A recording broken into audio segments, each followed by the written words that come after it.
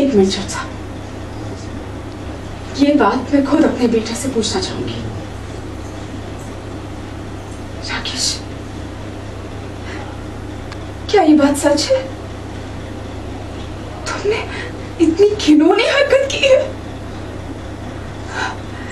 इस दिन के लिए मैंने तुम्हें बाल पोस के बड़ा किया था, अपना पेट काट काट के तुमको पढ़ाया लिखाया, और तुम इतने गंदे काम। शर्म आती है मुझे तुम्हें अपना बेटा कहने में। तुमने सिर्फ अपने चरित्र पर दाग नहीं लगाया,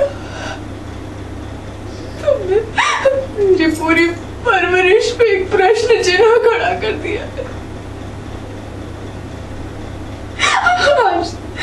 आज तुम्हारे पापा यहाँ होते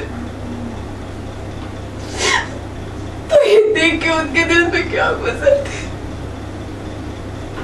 अच्छा हुआ कि ये सब देखने से पहले वो गुजर